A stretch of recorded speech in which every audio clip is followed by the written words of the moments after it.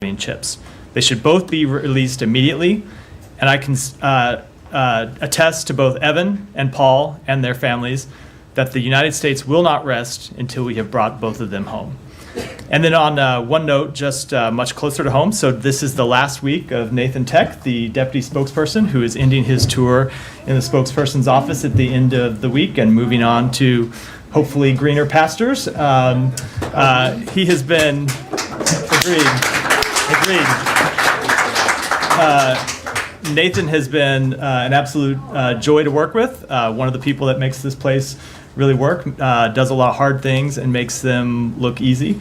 And I've appreciated him, appreciated all his efforts on behalf of the spokesperson's office, and wish him well in his next endeavors. So thank you, Nathan. And with that, Matt. Right, sorry, I was late, so I'll defer to. Can we just follow up on Evan? Sure. Start with that. Given officials in the Biden administration have said, once a trial begins, it's not highly likely that there will be a deal to secure that person's release. Now that we're seeing this trial begin, what do you guys expect in terms of the likelihood of any deal coming to fruition in the near term here? I don't want to make any kind of public assessment or speak to negotiations that happen, of course, in private. We've been working to bring both Evan and Paul home since they were detained. And as we've said, we have put a significant offer on the table some months ago. We continue to work privately to try to secure their release. We shouldn't have to do that. They should both be released immediately, but we will continue our efforts. Those have been happening before Evan's trial. They will continue during the trial, and should he be convicted, which of course he will be, it's not a free trial, they will continue after the trial, but we want to see him return home immediately. And that significant offer that you guys have repeatedly referred to that was put on the table months ago, has that offer been re-upped in any way or changed and put back on the table in any way? Or are we still standing at that singular offer that you guys keep pointing back to? I just don't want to speak to this in public. I don't want to negotiate in public. I've seen that Russian officials have made comments about this matter in recent days, and I don't want to respond to those either. We are working day and night to try to secure the release of both Evan and Paul, and that will continue. Just follow up. If I Yeah. understood correctly, the embassy officials were ushered out prior to the. They were there before the start of the hearing, and they were not allowed to attend the hearing itself. Thank you. What can you tell us about his condition? We also saw his pictures from this glass, behind the glass cage. Where is he being held right now during the trial? I can follow up with you that off. I don't have it here at the podium. I can follow up with this where Did they it's have? being held off. Did embassy officials have a chance to interact with him? They did not. I said that in my opening statements. And I know you guys don't typically get into politics from this podium, but given that it directly, intersects with your efforts to secure Evan, the former President Trump, who's now the Republican nominee, said earlier that Evan would be released prior to him taking office if he wins the election on November 5th. Is there any legitimacy to that claim as far as this building knows? So I am not going to deal with comments made in a political context in a political campaign, but I would note that I would hope that every American who cares about the safety and security of their fellow American citizens would demand the release of Evan and Paul now. Not November, not December, not January, but now. That ought to be the position of every American, because I would hope that every American citizen wants to see these two wrongfully detained Americans return home immediately. Anything else? Janie? Thank you very much. And two questions. North Korea's launched another ballistic missiles early yesterday morning, and following the spray of garbage balloons into South Korea. Due to the impact of these trash balloons, operation at international airport are being disrupted and flight cancellation occurred. What comment can you make on this? We continue to call on the DPRK to refrain from these provocative actions and return to diplomacy. And the Russian deputy foreign minister said that South Korea must retaliate North Korea and Russia recent agreement On the other hand, it was announced that the North Korean workers would be dispatched to reconstruction for Donetsk, Ukraine. How do you view this?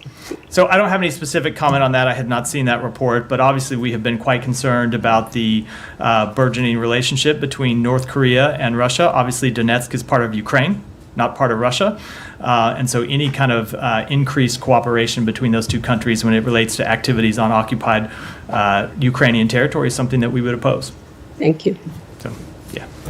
Moving on to Julian Assange, now that he's free and in Australia, are you satisfied with the outcome of this? And can you give us any details on the diplomatic negotiations that went ongoing between Australia, the U.S., U.K., and all that? Give us any light on that. So with respect to the first question, I'm not going to have any comment, only because under our system we have an independent Justice Department that makes its own decisions on these matters, and it's appropriate that they be the ones that speak to them and not have other departments in the United States weighing in one way or the other. That has always been the case, but of course we have confidence in our colleagues at the Justice Department to make these decisions and make them in full with the full interest of the United States in mind. As it pertains to involvement of the State Department, I can tell you it was very limited. Only in the last few days, this was a matter that was handled by the Justice Department through law enforcement channels. There was some small coordination role between our embassy and the Australian government just in the past few days, but this was, other than that, a law enforcement matter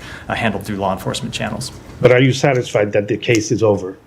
So look, the Justice Department has spoken to that, and I don't have anything to add. Obviously, the ambassador put out a statement that said we were happy to work with our Australian colleagues on it, and that remains the case. I do think it is important when we talk about Julian Assange to remind the world that the actions for which he was indicted and for which he has now pled guilty are actions that put the lives of our partners, our allies, and our diplomats at risk, especially those who work in dangerous places like Afghanistan and Iraq. This was some years ago now, almost 15 years ago, so I think the world has forgotten much of it. But if you recall, when WikiLeaks first disseminated and published State Department documents, State Department cables, they did so without redacting names. They just threw them out there for the world to see. And so the documents they published gave identifying information of individuals who were in contact with the State Department. That included opposition leaders, human rights activists around the world, whose positions were put in some danger because of their public disclosure. It also chilled the ability of American personnel to build relationships and have frank conversations with them. And at the time, those of you who covered the State Department at the time will probably remember that in the days leading up to that release, the State Department really had to scramble to get people out of danger, to move them out of harm's way. It was an extraordinary effort performed by dozens of government officials around the world, but that doesn't change the danger that those actions put innocent people all around the world in through no fault of their own. And that's, of course, not even to mention the further actions by WikiLeaks down the road to essentially serve as a conduit for Russian intelligence interfering in the U.S. presidential election. Sorry, Matt. So I actually did cover the State Department back then, and I don't remember there being any public. There was a public concern that was raised about the potential security risk posed to sources who might have been quoted. Was there actually any? Did you ever discover anyone who was injured, killed, had to go into hiding because of them? So a few things about that. One, I can't give you a definitive answer only because I wasn't here at the time and so much time. And Okay, but you hold on. just said- Matt, let me finish. I have a full answer on it. One, I can't speak to that because it was some years ago, and I don't have a full accounting of what happened. But number two, the State Department did an extraordinary amount of work when we found out that these cables were going to be published to get people out of harm's way, to go around and look at what might become public and take action so people that would be put in danger would be put out of harm's way. But third, if you drive drunk down the street and get pulled over for drunk driving, the fact that you didn't crash into another car and kill someone doesn't get you out of the reckless actions and the endangerment that you put your fellow citizens in. And it's the same thing. The same principle applies here. Right. Well, I don't think that it does. But the fact of the matter is that the State Department has been, at least as far as I know, and maybe I'm wrong, but has never been able to point to anyone who was compromised or killed or put at risk because of this. Their identities were compromised. The State Department went to great work to get people out of harm's way, to prevent that very action from Do happening. you know how many people about? As I said, this was some time ago. I was in the government at the time, not at the State Department. I'd have to go back and look at it, but I do know that there was work around the world, especially in places like Afghanistan, Iraq, and other places around the world where they did have to do a great amount of work to kind of move people out Well, of harm's way. one of your predecessors, P.J. Crowley, who was standing at the podium at the time, went to great pains to talk about the potential damage that could or would be caused by these revelations. And unless I missed it, I didn't hear that there was any. As I said, number one, the department went to a great amount of effort to avoid people being put in harm's way, but it doesn't absolve anyone of their responsibility. I know, but I know you're not, but it's an important point. Just because people were able to mitigate the harm done by your actions, that doesn't absolve you of your actions in the first place. Okay. Shannon, go ahead. Oh, I'm sorry. Oh, yeah. You said there was some small coordination between the U.S. and Australia over the last couple of days. Was that involving the Just flight? with relation to his landing and transfer in Australia. Yeah. Can I ask a follow-up? It said in the Sure. agreement that Mr. Assange will not be able to enter the United States without permission. Who will he be seeking permission from? Who would grant that permission, and how would that happen if that were to occur? It would, so I'm not going to speak to provisions in what was a Justice Department plea agreement, but that would be handled, as is the case for anyone seeking permission to enter the United States. And in the judgment, the sentencing part of the judgment, the judge noted that there were no victims of Mr. Assange's behaviour, which is part of the reason that the sentence was what it was.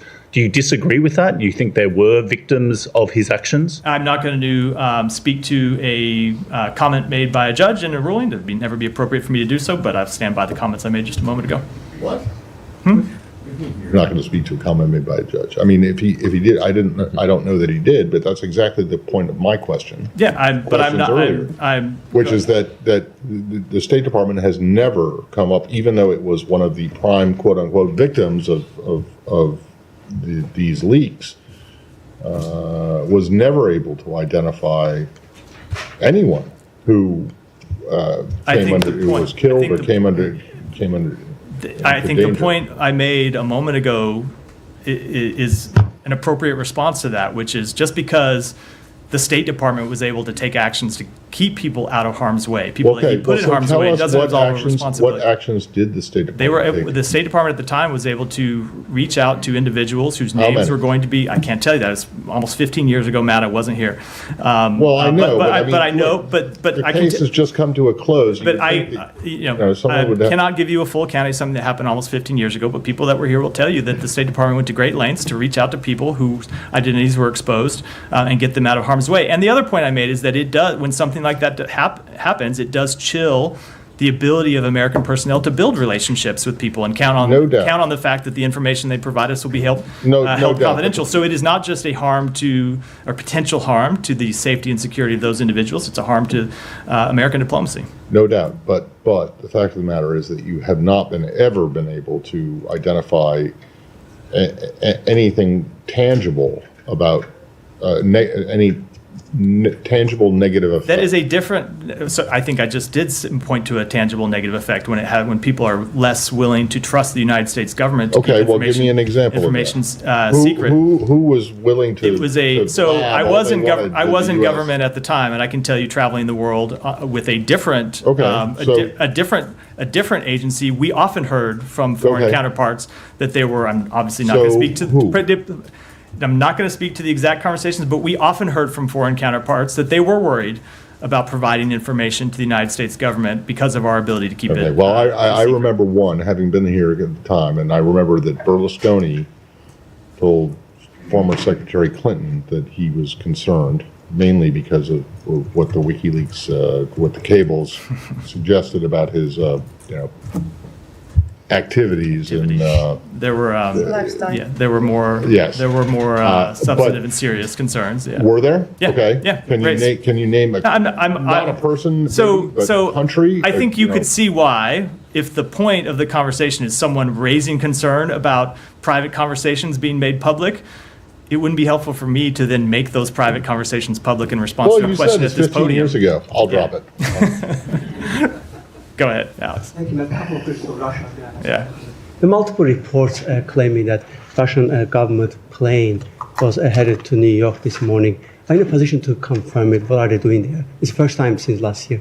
I don't, I'm not able to confirm those reports. I don't have any information about Please it at all. take it from if possible. This is not the FAA, Alex, so. About the phone call between Moscow, between Russian and U.S. Defense ministers yesterday. I'm sorry, what's- yesterday's phone call to Moscow? Why did the administration feel a need to make that phone call yesterday on the same day when ICC issued an arrest Why warrant did who against? feel the need to make a phone call?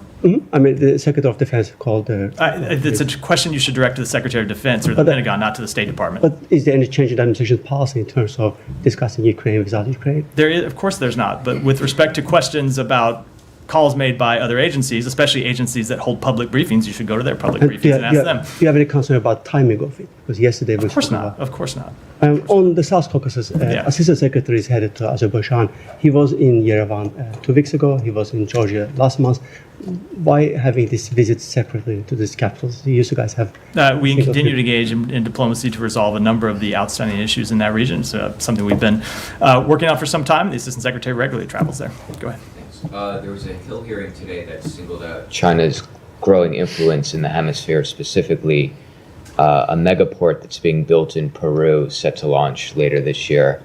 Is State concerned about China's gaining a stronger foothold in the hemisphere, and what steps are you taking to counter? So we have long understood and have spoken to this publicly, the fact that other countries are going to have relationships with China. They're going to have diplomatic relationships with China. They're going to have economic relationships with China. That is no different than the United States. We have diplomatic and economic relationships with China.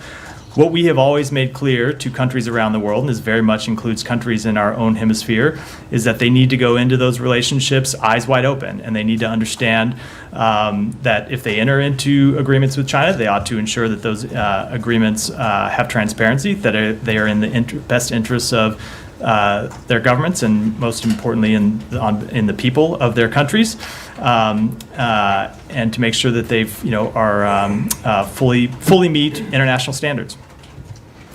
Nadia. Thank you. On Gaza, 500,000 people are facing catastrophic level of hunger, especially in the north, and actually WFP is describing the situation as full-blown famine. So what exactly are you doing to pressurize or persuade or cajole the Israelis to make sure that this is not going to happen and not materialize in actually a full famine? So we continue to work day and night. Our special envoy for Middle East humanitarian issues is back in the region today after being back in Washington for consultations around Minister Gallant's visit. She's back in the region working on this exact issue today, trying to not just get humanitarian aid into Gaza, but most importantly, make sure it is distributed around Gaza. I think everyone's aware that has been the chief impediment to actually getting food to the Palestinian people. It's not getting aid into the pier. It's not getting aid into Kerem Shalom. It's then making sure that it can be distributed from those points onward. We have had a number of discussions between, we have been involved in a number of discussions in the past few days between the various United Nations agencies and various components of the Israeli government to try to work through some security challenges that the UN is currently facing to deliver humanitarian assistance. We continue to push to try to resolve their legitimate concerns about the safety and security of their personnel, and are continuing to push to try to work through some asks that they have on the table pending with the government of Israel to try to make it safer for their personnel to take humanitarian assistance and deliver it around to the people of Gaza. That was my follow-up actually, because the UN said that I anticipated Israel, that. I read my mind. Or- that Israel. So do you believe that actually the Israelis can improve the way that the UN agencies, especially their workers, are delivering the aid, it could be met? Yeah, there are a number of threat things can that be followed Israel can do. I spoke to some of them yesterday. Some of them is to allow protective personal equipment for UN workers. Some is to kind of increase communications between the IDF and COGAT and UN workers. And then there's some other things too that the UN workers have asked for that I'm not going to get into from this podium, but there is more that can be done. There are some of the requests where Israel has legitimate security concerns, and what we're trying to do is broker agreements that give the UN personnel the assurances they need that they can operate securely while still protecting Israel's legitimate security concerns. One last question is, I'm sure you've seen these detailed reports that most of them have harrowing accounts of Palestinian prisoners being rounded up.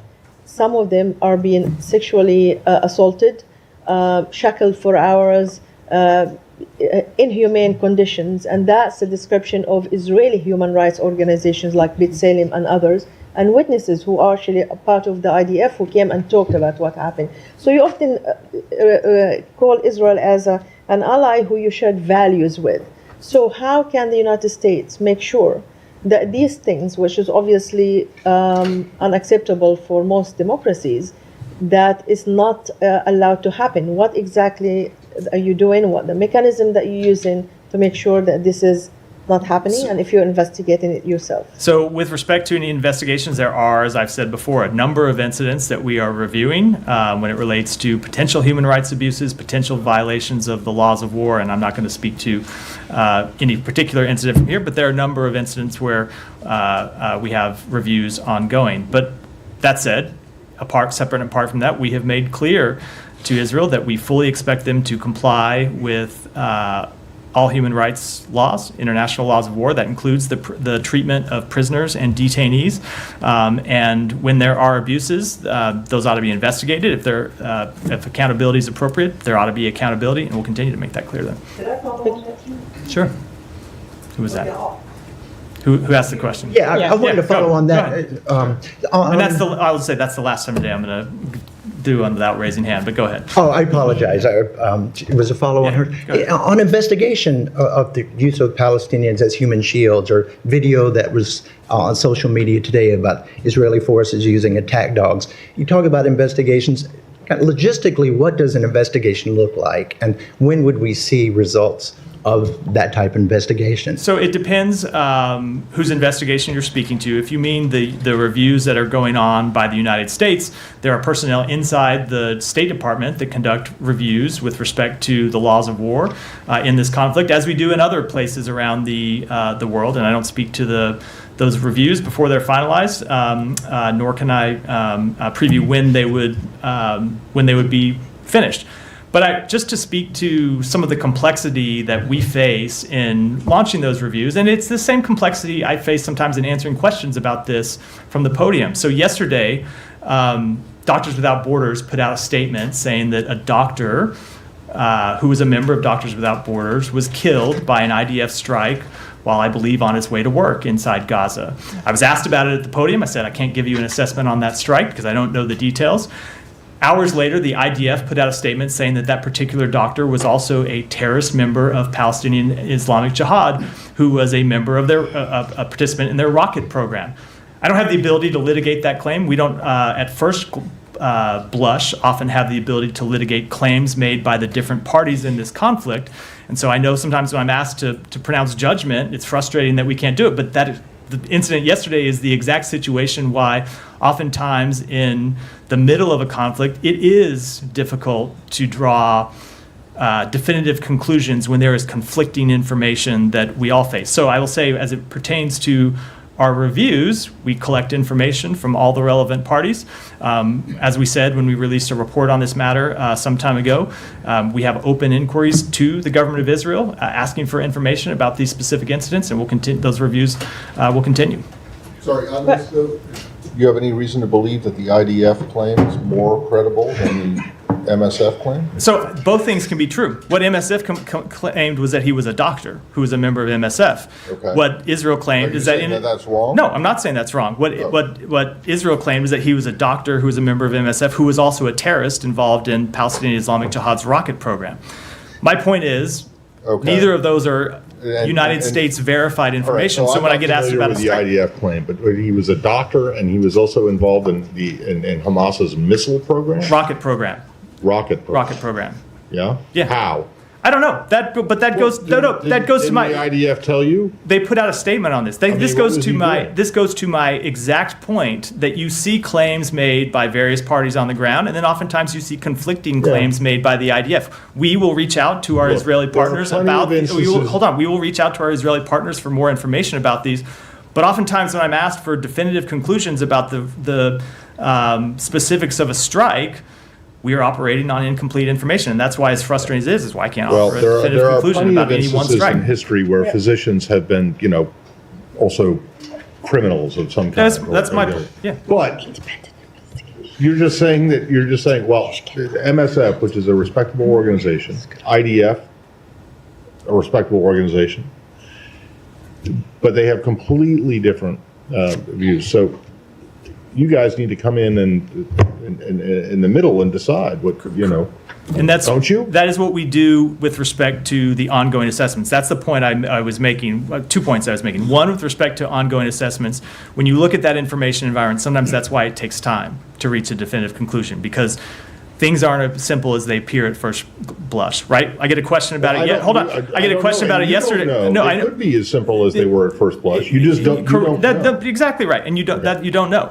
The second thing is that's why it's hard oftentimes to give definitive answers when I get asked about this from the podium, because information changes, more information comes to light, and maybe that information is correct, maybe it's not. We try to gather it and make definitive determinations. But Matt, don't you make assessment to other countries when you don't have equally the same information?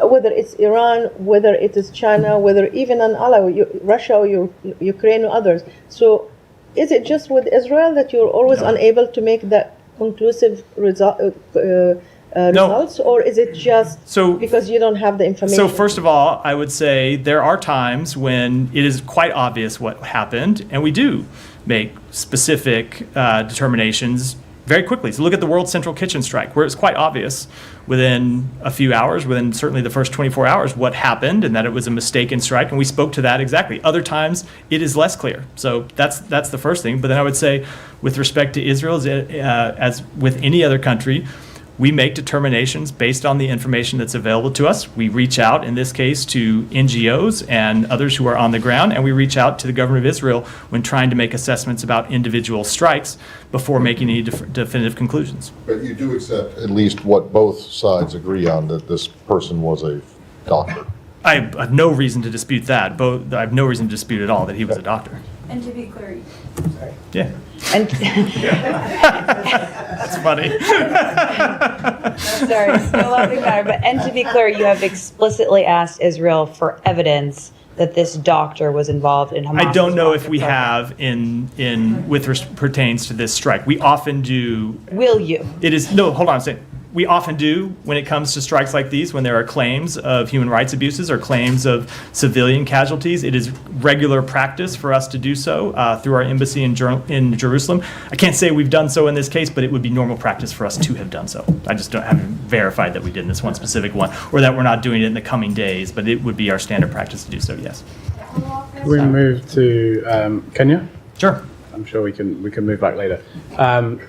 So, according to the White House, the administration has been in touch with the Kenyan government after the shootings of protesters yesterday. You expressed concern about the violence, but since then, the Kenya has withdrawn the bill that was being discussed. Is that something that the U.S.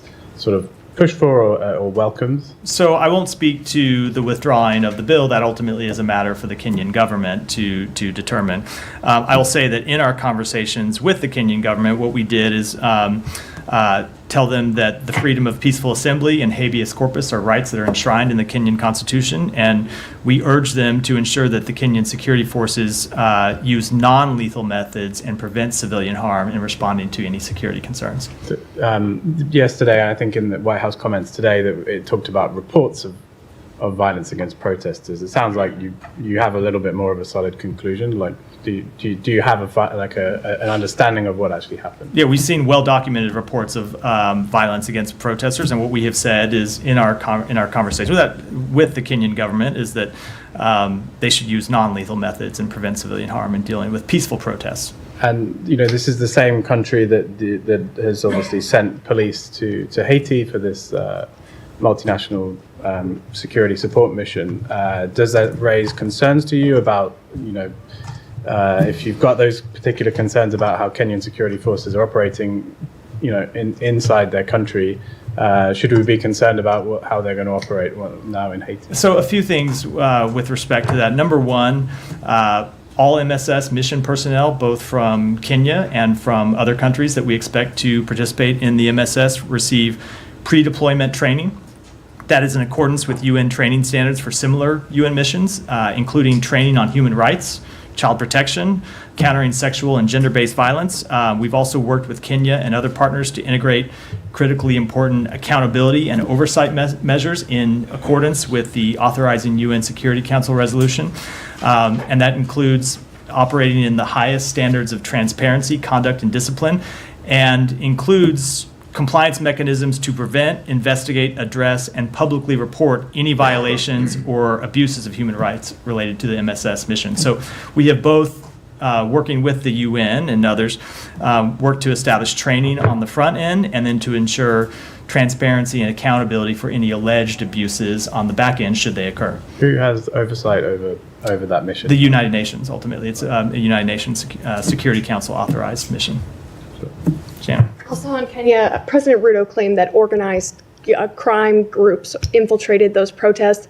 Is that a claim that they've also repeated in your private conversations? And also, do you see any validity that happened? So I'm not going to speak to private conversations, and I can't assess the validity of that or not. I would say, in addition to the point I made about restraint by Kenyan security forces, we do urge Kenyan protesters not to put anyone, including government officials, in harm's way. Protests should remain peaceful in Kenya, as they should remain peaceful all around the world.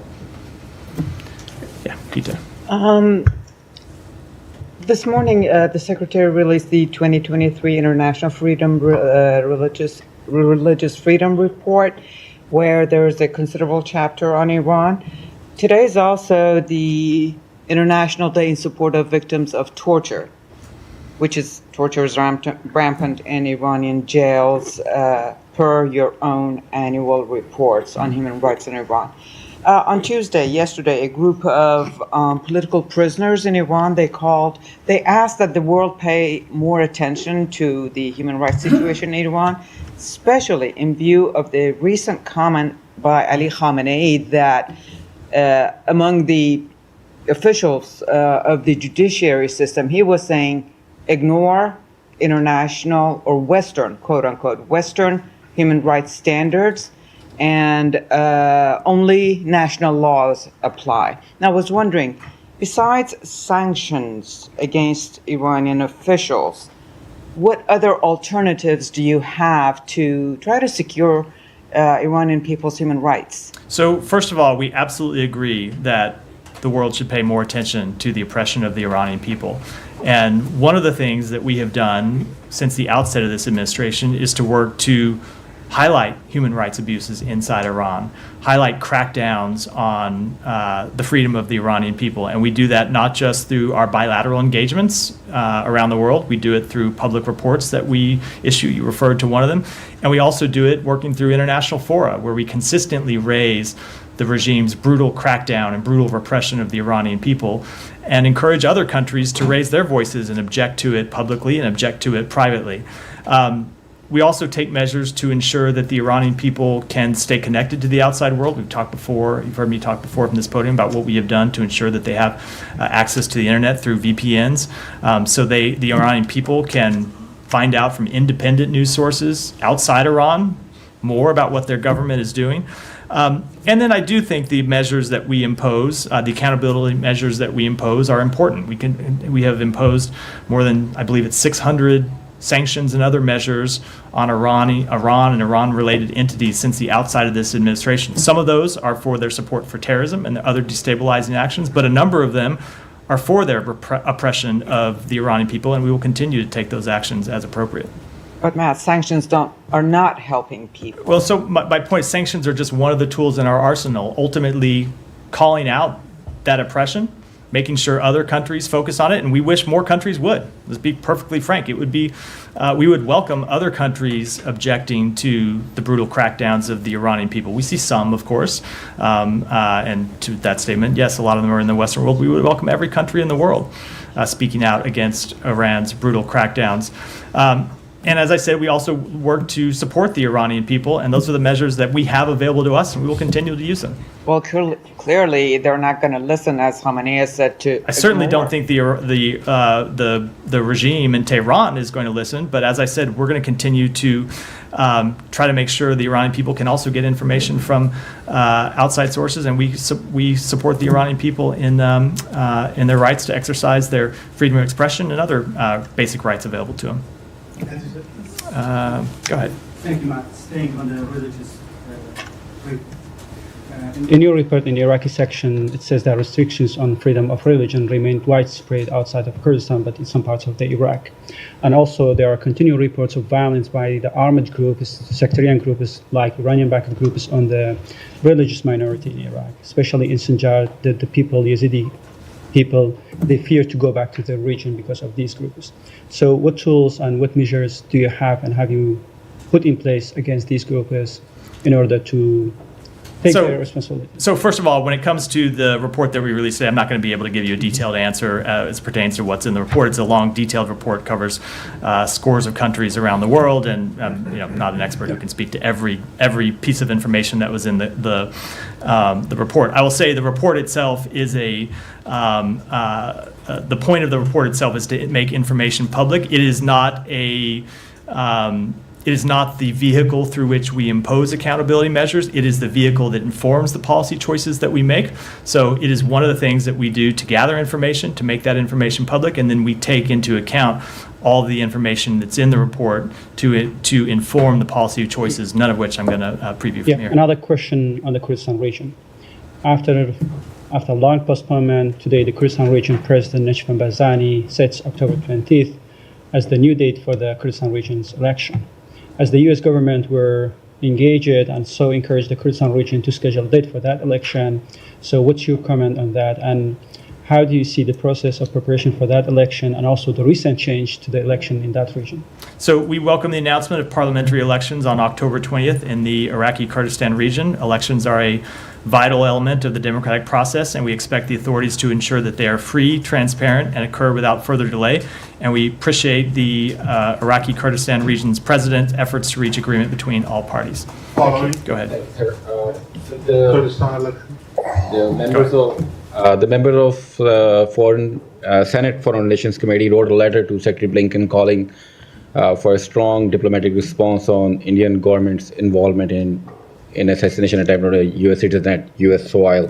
They're also asking for a briefing on this matter. What is your response on this? So we will respond to those members privately, as we always do. I won't speak to that here. But as pertains to the other issue, when this issue first arose, we made clear that we had raised it with the government of India and told them that we expected there to be a full investigation. They've announced that they are conducting an inquiry, and we will look forward to the results of that inquiry. So U.S. lawmakers yesterday passed a resolution supporting democracy in Pakistan. In a significant bipartisan support, U.S. lawmakers urged Biden administration to collaborate with Pakistan in upholding democracy, human rights, and rule of law. Any comments on that? So I'm not going to comment on that resolution specifically, but speaking generally, our most senior officials, including Secretary Blinken and Ambassador Blum, have consistently, both privately and publicly, urged Pakistan to respect the rights of its people and live with its constitutional and international obligations. We continuously urge the government of Pakistan to respect human rights and fundamental freedoms, including the freedoms of expression, association, peaceful assembly, and religion, as well as the rights of marginalized populations such as women and religious minorities. Go ahead. Yeah.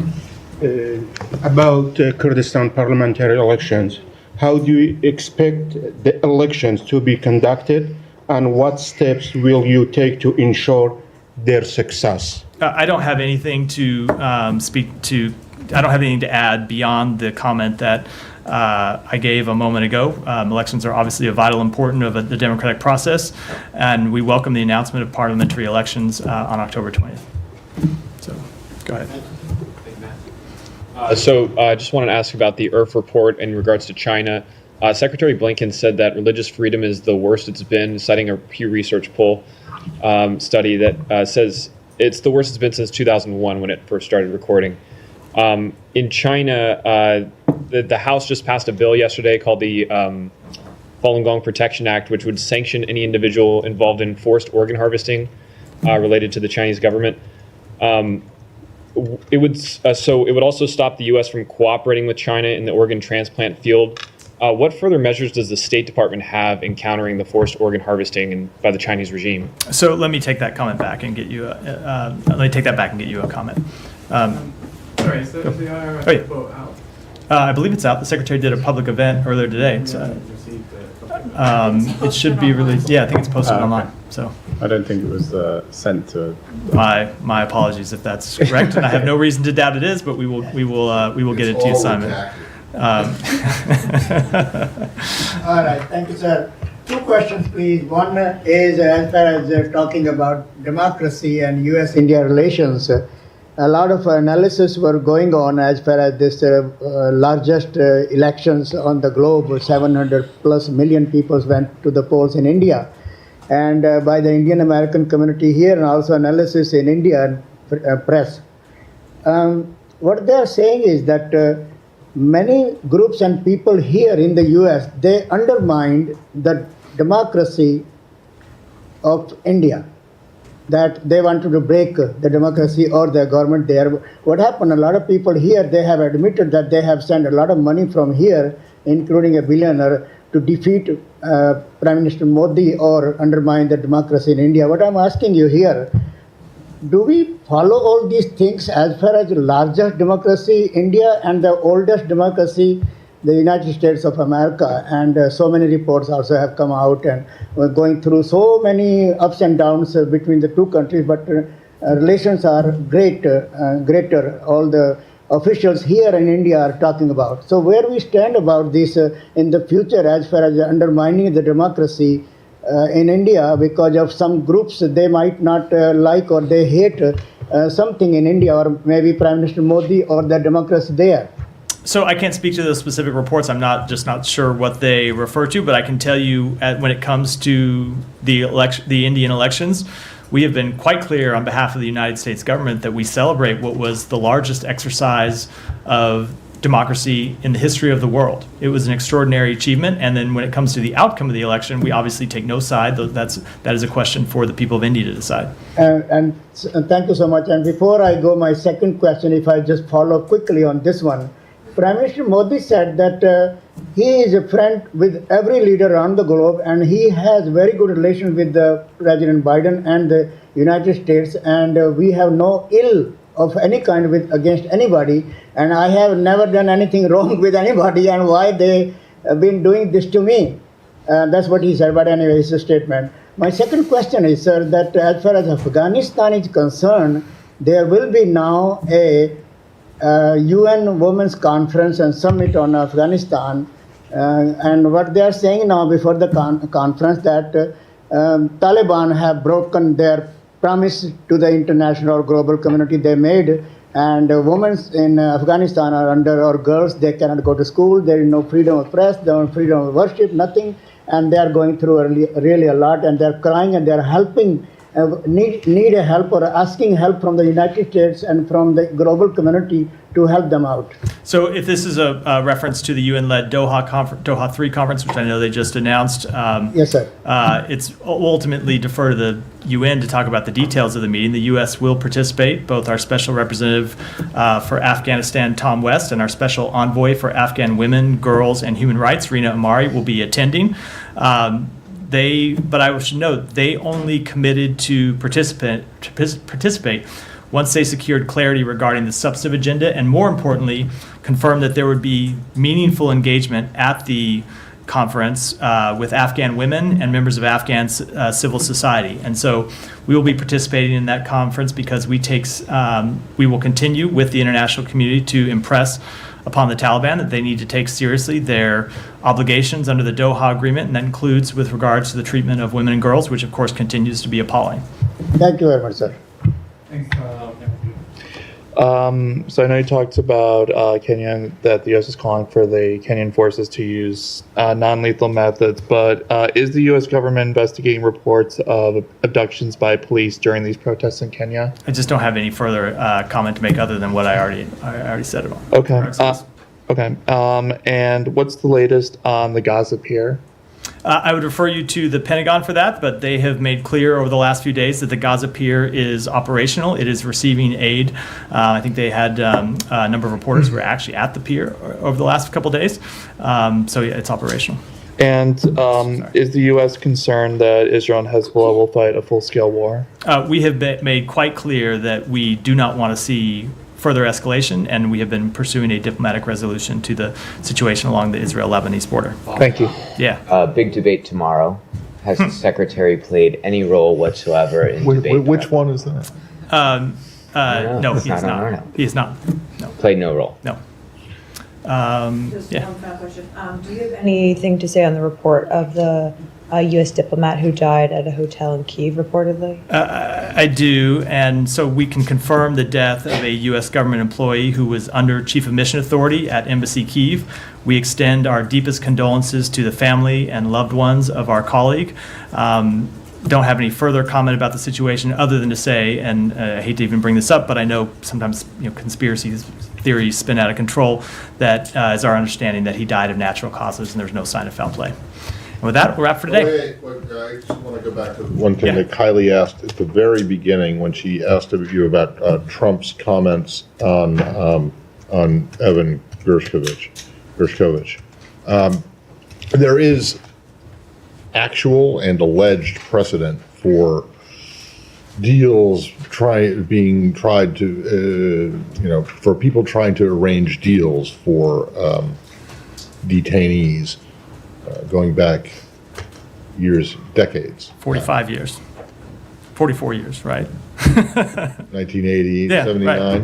Yes. Check my math, yeah, good. Yeah. But not just that, there were also allegations that in 2016 that the Trump campaign was involved in trying to do some stuff behind the scenes with Israel and with Turkey. And then there are also maybe non-political campaign-related things, Bill Richardson's efforts and others of that ilk.